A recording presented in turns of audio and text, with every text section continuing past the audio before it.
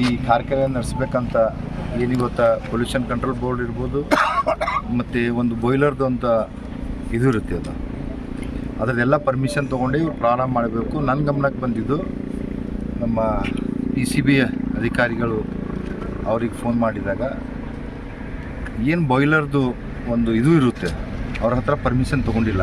ಆದರೆ PCBದವ್ರು ಯಾಕೆ ಸುಮ್ಮನೆ ಕುಂತಿದ್ದಾರೆ ಅಂತ ಈಗಾಗಲೇ ನಮ್ಮ ಪೊಲೀಸ್ ಸ್ಟೇಷನಲ್ಲಿ PCB ಪೊಲ್ಯೂಷನ್ ಕಂಟ್ರೋಲ್ ಬೋರ್ಡ್ ಅಧಿಕಾರಿಗಳ ಮ್ಯಾಗೂ ಕೇಸ್ ಆಗಿದೆ ಮತ್ತು ಇಲ್ಲಿಂದ ಈ ಒಂದು ಕಂಪ್ನಿ ಮಾಲೀಕರ ಮ್ಯಾಗೂ ಕೂಡ FR ಆಗಿದೆ. ಮತ್ತು ಏನು ಇವತ್ತು ದುರ್ಘಟನೆಯಲ್ಲಿ ಸಾವನ್ನಪ್ಪಿದ್ದಾರೆ ಇಬ್ಬರು ಯುವಕರು, ಅವರಿಗೂ ಕೂಡ ಒಂದು ಕಂಪ್ನಿನೇ ಇದು ಕೊಡಬೇಕಂತ ಮೊನ್ನೆ ಮಾತಾಡಿದಾಗ ಅವರು ಸಹಾಯತ ಮಾಡ್ತಾ ಅಂತ ಇದ್ದಾರೆ.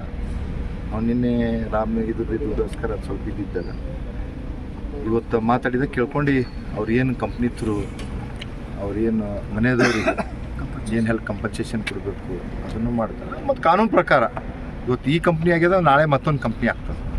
ಇದ್ರ ಬಗ್ಗೆ ಸಮಗ್ರ ನಮ್ಮ ಇಂಡಸ್ಟ್ರಿಯಲ್ ಏರಿಯಾದಲ್ಲಿ ಯಾವ ಲೀಗಲ್ ಇದೆ, ಯಾವ ಇಲ್ಲಿಗಲ್ ಇದೆ, ಇಲ್ಲಿಗಲ್ ಇದ್ದಂಥ ಕಂಪ್ನಿಗಳಿಗೆ ಕ್ಲೋಸಪ್ ಮಾಡತಂಥ ಕಾರ್ಯ ಮಾಡೋದು.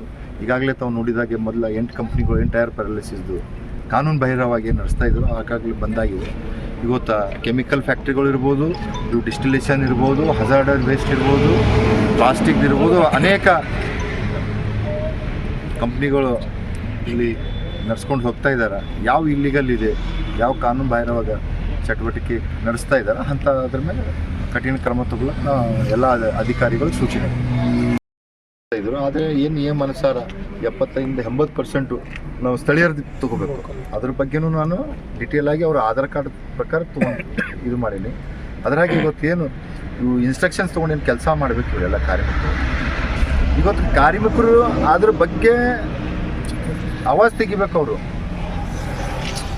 ಯಾರಿಗೆ ತಾಯಿ ಹಾಲು ಮಗಳಿಗೆ ಕುಡಿಸ್ತಾರೆ ಅಂತಂದ್ರೆ ತಾಯಿ ಸ್ವಲ್ಪ ಇದಾಗಿನ ಮೇಲೆ ಹಾಲು ಕೊಡಿಸ್ತಾರೆ. ಇವರು ಕೂಡ ನಮಗೆ ಈ ಸಮಸ್ಯೆ ಇದೆ, ಈ ಸಮಸ್ಯೆಯಿಂದ ಇವತ್ತು ಏನು ನಾಯಕರುಗಳಿರ್ಬೋದು, ರಾಜಕಾರಣಿಗಳಿಗಿರ್ಬೋದು, ಇವತ್ತು ಆಫೀಸರ್ಸ್ ಇರ್ಬೋದು, ತಮ್ಮಂಥ ಒಂದು ಇದು ಇದೆ, ಹಕ್ಕಿದೆ ಅವ್ರು ಕೇಳೋಕೆ. ಅವ್ರು ಕೇಳಿದಾಗ ಮಾತ್ರ ಆಗ್ತದೆ. ಇದ್ರೊಳಗೆ ಈ ಇಂಡಸ್ಟ್ರಿ ಆ್ಯಕ್ಟ್ಗಳು ಒಂದೊಂದು ಟೈಪ್ ಇರುತ್ತೆ, ಅದನ್ನು ಕೂಡ ಯಾರಿಗೆ ಹೆಚ್ಚಿಗೆ ಗೊತ್ತಿರಲ್ಲ. ಆವಾಜ್ ತೆಗೆದ್ರೆ ಅವ್ರಿಗೆ ತೆಗೆದಾಕ್ತಾರೆ.